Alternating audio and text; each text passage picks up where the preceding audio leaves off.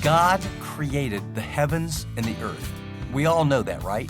But have you ever stopped to think, if God created this world and He said that it's good, and then He put us in charge of it, how does He want us to take care of it?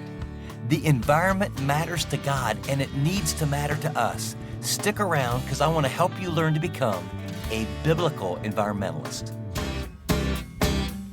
Thanks for listening to this edition of Living on the Edge with Chip Ingram. Living on the Edge is an international teaching and discipleship ministry motivating Christians to live like Christians. We're in the middle of our series, Caring Enough to Confront, bringing light, not heat, to the most critical issues of our day. And before we get started, let me encourage you to use Chip's message notes while you listen. They'll really help you get the most out of what you're about to hear. Download them under the Broadcasts tab at livingontheedge.org. App listeners tap Fill in Notes. Well, if you're ready, here's Chip with the second half of his message, The Church and the Environment. Psalm 8. He says, when I consider the heavens, the work of your fingers, the moon and the stars, which you have set in place. And then he ponders, he in the awesomeness of God, what is mankind that you're mindful of him? Human beings that you care for them. You made them a little lower than the angels, and notice the role that mankind has in the environment. And you crowned them with glory and honor. And you made them what? What's your role? Rulers over the works of your hands. You put everything under their feet, the flocks, the herds, the animals, the wild things, the birds, the sky, the fish of the sea, everything that swims in the ocean. Message: all living things have value, but not all living things have equal value. The earth is not God. It is not our mother. It is a created thing. Whales and babies do not have equal value. And yet when we think wrongly about the environment, we kill babies and we save whales. Think of it. It's a theological issue. Should we save whales? Absolutely. But we have movements in the environment, some of the environmental communities that, your dog or your cat or this lizard has the same rights because it is a living species and you're just part of the living species, and all of the earth is God. And therefore, when there's priority decisions, you have no greater priority than a dog or a cat or a lizard. That is not true. Now, what we're going to see is God will call us to be good stewards of those things. But animals don't have the same rights as humans. By contrast, here's the implication. We are to use, not abuse, animals, plants, and resources to glorify God. See, the Bible is so amazingly balanced. Over here it says, don't do that. And then over here, it'll say, yes, you're above the animals. And then Proverbs will say, a wicked man is cruel to his animals, but the godly are kind. Wicked people abuse the land, but godly and righteous people are good stewards of my creation. So the Bible is very clear about the balance of how we treat things. But waste, the things that we've done, and often we just need to own our stuff as Christians. We have been some of the slowest to be responsible in the areas of stewardship of the environment and concern for it. Lake Erie, when I was a kid, I remember Lake Erie got to the point there was no living thing in it at all. Think of that. It was dead. The entire lake was dead. All the pollutants, all the stuff put in it. Because see, at the heart of pollution is greed and ignorance and carelessness. At the heart is speed. At the heart is money. At the heart is we don't really care about other people. We don't really care about the planet. We don't really care about long-term implications. It's what can we get now? How much can we get? How fast can we do it? And those things always lead to not taking care. Now, on the other hand, God says very clearly, hey, you know what? You should be productive. Take things wisely out of the ground. There's energy to be had. That's why I put it there.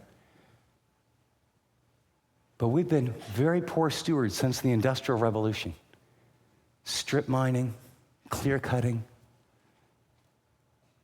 And many believers, we either don't have a position on it or we just hope it all goes away. And we view people on either side as radicals or extremists. Seems to me the Bible has quite a bit to say about our role. Here's the exciting thing. I was thinking about Lake Erie, and the experts said it would take 50 to 100 years for any life to be regenerated in that lake. After 5 to 10 years, when the pollutants stopped, fish were flourishing. This amazing, amazing planet, the wisdom of God, the oil spill that was multiple times the Valdez that was in the ocean and all that we went through. It has been amazing. You know, we good humans got as much out of there as we could. It's amazing what God has done.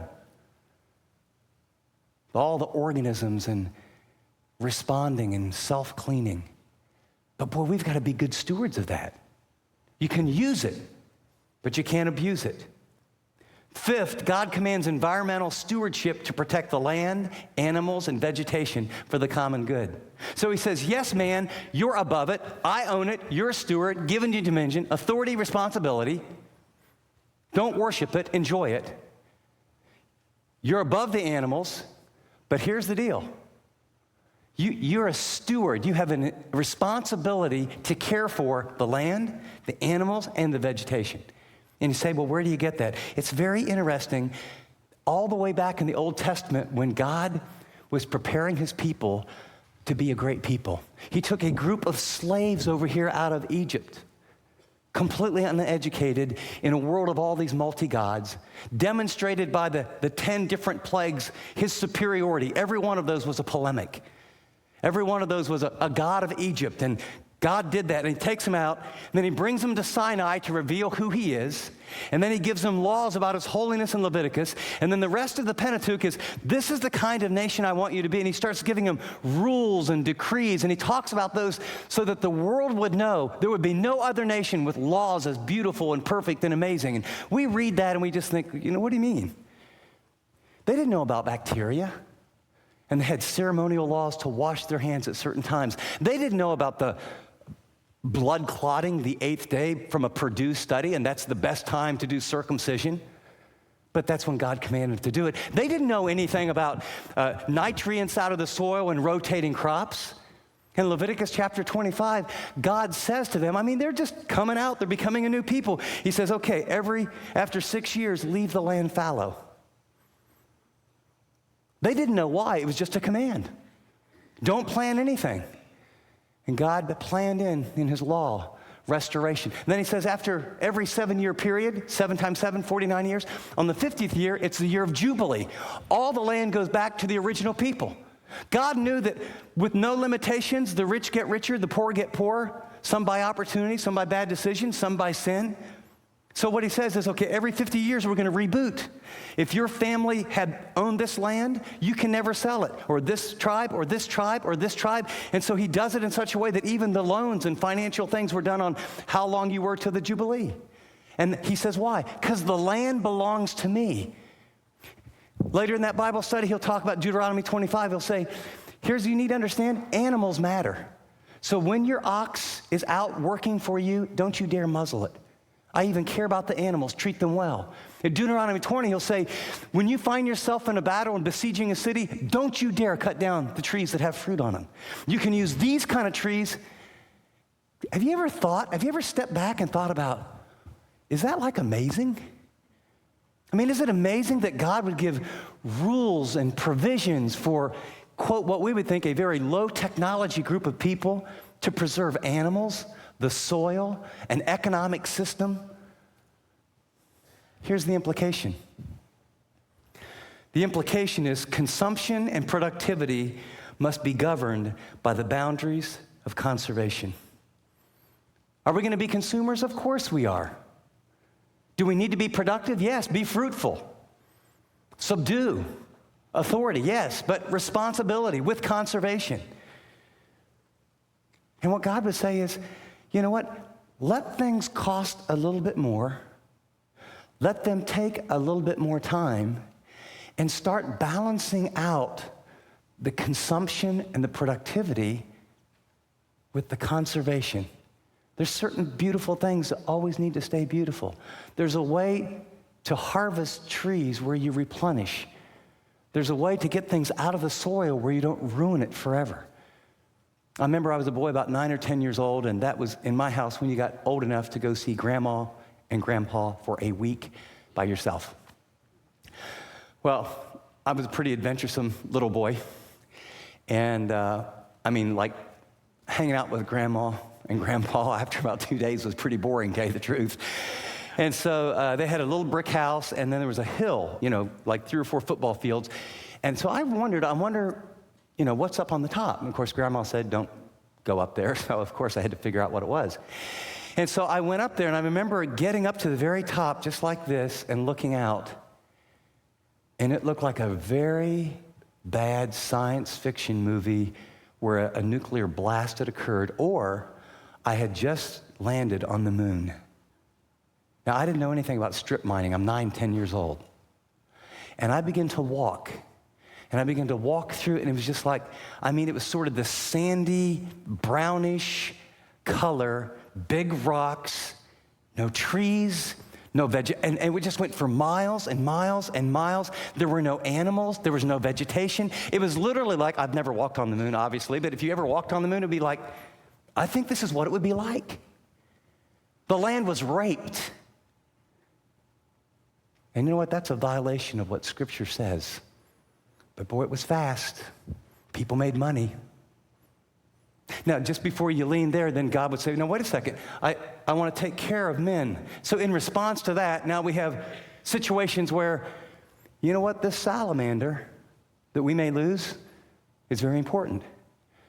But we have, 2 million people that need water and farmers who are going to produce for the whole nation, but we can't give them water because we don't want to lose a salamander. Those aren't hypothetical situations. And so we have people on one side that are so environmentally sensitive that every species, on the other hand, our response and the pendulum can't swing to where we forget there's people and there's food required and there's water and there's technology, and it needs to be harnessed with wisdom and balance. And that's why when I prayed about this whole series, I thought, you know what we need? We need a biblical view of the environment, because there's a lot of specific things. There's going to be tension. I don't know what the right answer is.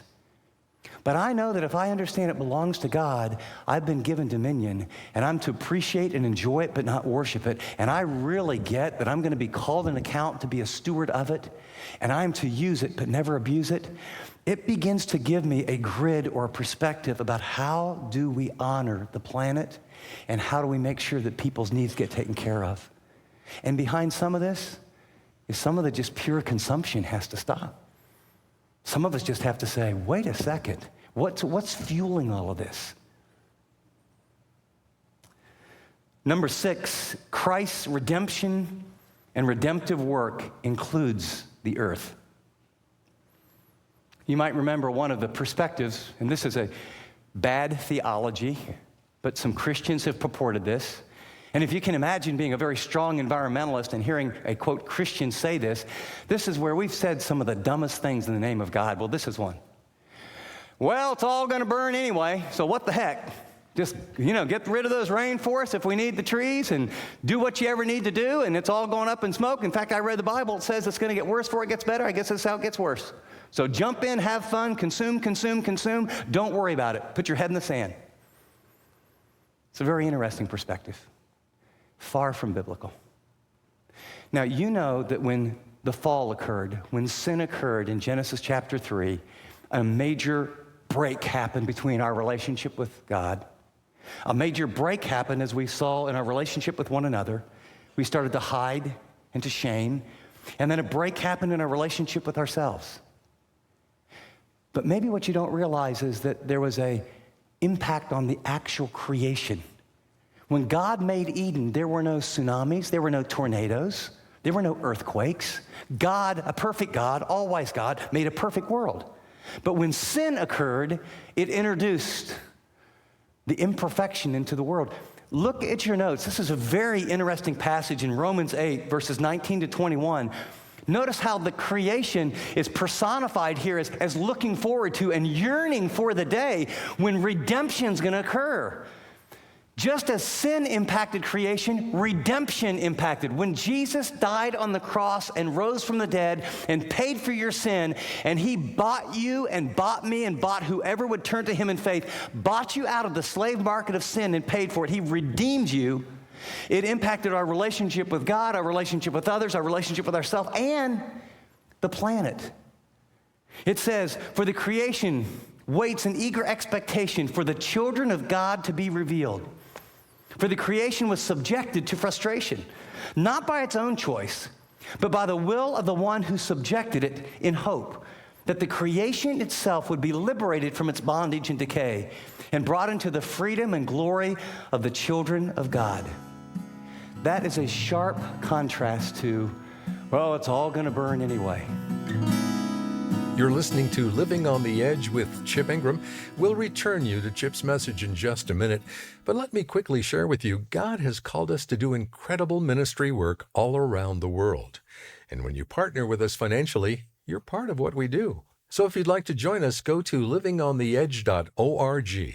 We appreciate you giving whatever God leads you to give. Well, with that, here's Chip. The fact of the matter is, here's the implication. We must treat the earth with the same priority that God does. The earth matters. We want to see, just like your life is changing, like you want to see a marriage restored and redeemed, someone who's out to lunch and struggling with difficult things, you want to see them restored and redeemed. We want to be a part of restoring and redeeming the earth in appropriate ways. The earth matters to God. The concrete Eden was a real place and a great idea, gave us freedom, but God's game plan supersedes Eden, and part of his game plan is to take us to a new Eden, a very physical place. I think the problem with a lot of Christians is our view of heaven. When people say, Jesus paid for me, I'm going to go to heaven. And you ask people down deep, so what's that going to be like? And I think the average Christian thinks, I read some of those storybooks. I think there's clouds. So you float on clouds. You can order either iced tea or lemonade, probably, nothing stronger. And then there's a lot of singing, because I hear they worship. So your idea of heaven is, oh, thank God, someday, some way, I'm going to float on a cloud, drink iced tea or lemonade, and do a lot of singing. But I do get it. God's there, Jesus is there, it's got to be really great. But that sort of sounds like it's what it's going to be like. Nothing could be farther from the truth. Nothing could be farther. The moment a believer dies, you come into the immediate presence of Christ. But God has a game plan, and his game plan is not some ethereal place. His game plan is a new heaven and a new earth, an actual earth with like trees and fruit trees. And there won't be a sun because his presence will supply the energy. And he will be with us and we will be with him. And you will have jobs, and there'll be culture, and there'll be music, and there'll be sports, and there'll be animals. And it'll be just like Eden was supposed to be. And you will have responsibility, and the responsibility or lack of responsibility and the role that you have in that new heaven and that new earth will be commiserate with your faithfulness here and what you did with what he gave you. Your sins are completely forgiven by the grace of God, by Jesus' accomplishment on the cross received by faith. But there is another judgment for Christians about reward. And reward is about, all those talents, and now I give you charge over these cities. Some of us would live way different if we actually believed in a new heaven and a new earth and a real eternity, as opposed to this is all there is. You got to see this for yourself, please. We looked at the first page of the Bible. This is going to be one of the most amazing sermons we've ever had together. We're going to look at the first page, turn to the last page in the Bible, or at least almost, Revelation chapter 21. This is why the earth matters. I hear those pages flipping. It's the sound of beauty. Now listen, redemption impacts the earth. Then I saw a new heaven and a new earth. For the first heaven and the first earth had passed away, and there was no longer any sea. And I saw the holy city, the new Jerusalem, coming down out of heaven from God, prepared as a bride, beautifully dressed for her husband. And I heard a loud voice from the throne of God saying, now the dwelling of God is with men, and he will live with them, and they will be his people, and God himself will be with them and be their God. And he will wipe away every tear from their eyes. And there will be no more death or mourning or crying or pain, for the old order of things has passed away. He who was seated on the throne said, I'm making everything new. There are few things in all the world where we line up with people that probably disagree with us on almost everything else as environmentalists. Is there a balance? Of course. But the most conscientious lovers, carers of the earth as the steward and co-regents of a holy God are the followers of Jesus. How do we live that out? Let me give you a couple ideas just as we go. First, I think we just have to focus on the 7 or 8 verifiable issues. I understand we've just, this is a top-level view. I understand that we could dig down into global warming and we could look at issues here and issues in plastics in the sea. We can argue about stuff that I have very little or no control over until the cows come in. Or I can look at what I know for sure and I can act on that today. And I can make a difference. And when thousands and then millions of people who call themselves followers of Christ do that, it makes a big difference. And so some of the things that we would all say, clean air, clean water, balanced land use, preserving the beauty, productivity and progress with constraints for conservation, eliminate waste, limit non-biodegradable plastics, and recycle. Okay? Those are things we all agree on. Those are things we can all really do. Write down these 3 words because the root of not doing those things, we can intellectually say that or just sort of float by or let the culture tell us what to do. Maybe we should be on the cutting edge rather than responding to the culture of people who take the earth that God made way more seriously than we do, his children. And so greed, ignorance, and carelessness are why all of us are not more conscious of taking care of God's earth the way he wants us to. It's greed. I want convenience. I want to consume. I want it now. I want it fast. I want it packaged. Ignorance. How many people, you don't have to raise your hand, but it'd be nice if you did. How many people have heard a message on the environment in your lifetime in church? Wow. 15 hands out of 1,000. So a part of it we don't know. And then finally, it's just carelessness. It's just careless. We just don't think about it. Let me give you some practical steps. I call them the 4 E's of just sort of getting started. The first E is explore. And I mentioned this, but I really mean this. Get outside. Go see the redwoods. Go sit in front of the ocean. Just take a walk without an electronic device. Put a lawn chair out and stare at the sky for 15 minutes without interruption and just stare at the sky on a clear night. Second, educate. Learn about nature. It's fascinating, all the different stuff we're putting in our mind. Read an article about whales and about birds and watch the Discovery Channel. Just do some stuff where you think, and read it saying, what does this tell me about what God's like? Explore, educate, and then engage. Recycle, conserve. Just from this passage, I have a habit when I shave and the water's running and you just on and off, on and off, on and off. And there's something about kind of hearing that water that's sort of therapeutic. So the confession of my public sin before all of you is for the last 30 or 40 years or so, I turn the water on and I do this and it just runs. Then I rinse and it runs and it rinses. And as I've studied this, I thought, you know what, Chip? That's wasteful, that's ignorant, and that is you being a consumer and insensitive to what God has provided for you. And after all that, it's also stupid. Like it takes, okay, here's the energy. Like last 2 days I'm practicing.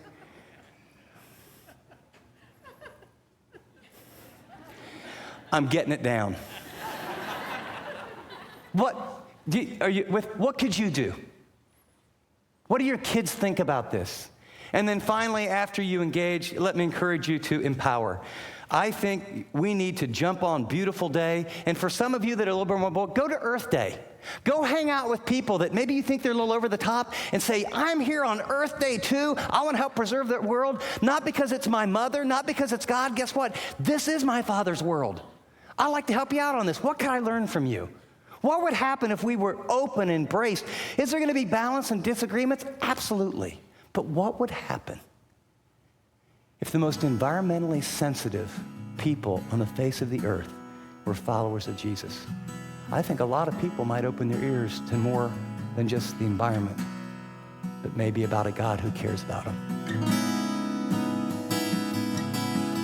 You're listening to Living on the Edge with Chip Ingram.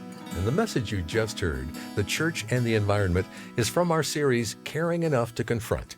Chip will join us in studio to share some insights from today's talk in just a minute. In the past, ships relied on lighthouses to help them navigate dangerous conditions and avoid wrecking on rocky shorelines. In this timely series, we'll understand why God's Word remains the most relevant and accurate guide Christians have in this morally dark world. Hear how the Bible confronts the most controversial topics of our day and calls believers to engage society with grace and love while standing firm on the truth. You're not going to want to miss a single program. Also, throughout this series, Chip and our guest teachers mention many resources to educate you about what's happening in our world and prepare you to respond in a Christ-like manner. We've gathered all of these resources together for you, so check out the entire list right now at livingontheedge.org. Again, that's livingontheedge.org. Chip's back with me in studio now, and Chip, people don't have to listen to you for very long to learn that you love basketball. You played in high school and college, then around the world. Take a minute, if you wouldn't, explain for us the key lesson you learned through those experiences and how it applies to the work Living on the Edge is doing. Well, Dave, you're right. I'm a basketball junkie. My kids love basketball. Mm-hmm. The greatest experiences, apart from Jesus, I've ever had in my life is being on a team. And, I was a point guard, so, getting the ball to the big guys or, just filling your role. And when it all fits together, it's almost like ballet. It's so beautiful. Big people do what big people do, and small people like me do what we can do. And there's camaraderie. And then you produce something that's so much bigger and better than all of you. And, of course, that's what the Bible teaches in Romans 12, is that we are one body and individually members of one another. And people probably don't know that of the millions of people that listen and benefit from Living on the Edge, I think I did the math, about 1.5% actually financially support the ministry. Think of that, 1.5% of all those people. And so we know we're ministering to and benefiting many, and of course, there's some people that can't afford to. But what I'd like to say is if we've ministered to you, if you listen to a podcast, a stream, a small group, a daily discipleship, would you partner with us? And it doesn't have to be a lot, just whatever God leads you. But if thousands upon thousands of people would give a little, man, could we do a lot more. Bring honor to God, make disciples, see marriages restored, kids grow up in good homes, and Christians live like Christians. Would you pray and then go to our website, livingontheedge.org, and give whatever God directs you to give? And let me say in advance, thanks for joining the team. Thanks, Chip. If partnering with Living on the Edge is an idea that makes sense to you, we'd love to have you join us. We believe encouraging Christians to live like Christians can radically change the world we live in. To send a gift, go to livingontheedge.org or call us at 888-333-6003. That's 888-333-6003, or go to livingontheedge.org. App listeners, tap Donate. And thanks for taking the time to help others benefit from the work of this ministry. Well, here again is Chip with a quick word. As we close today's program, I just want to ask you 3 quick questions. And as you listen to them, I want you to ponder, what one thing could I do? I mean, I shared one little thing, and I've been doing it, every morning since. It's not a big deal, but it reminds me to be very environmentally aware. Question number 1 is, how would you characterize your awareness and your involvement in environmental issues? Scale of 1 to 10. 10, you're really engaged. 1, you have maybe almost never thought about it. Second question is, what new insight did you gain from God's Word from this message? I mean, where did God speak to you and you had an aha moment? And then third, what one specific thing might you or your family or friends do to become a part of the solution? I want you to choose one specific thing that's going to make a difference on this planet and start doing it today, and then tell someone you did it. Let's see if we can't get a little movement started. Great challenge, Chip. Before we go, I want to remind you that the Chip Ingram app is an easy way to share messages or complete series with others. So whenever you're encouraged by what you hear, I hope you'll pass it along to a friend or loved one who'd benefit from it. And be sure to tell them how it made a difference in your life. Well, from all of us here, I'm Dave Drury, thanking you for listening to this edition of Living on the Edge, and I hope you'll join us next time.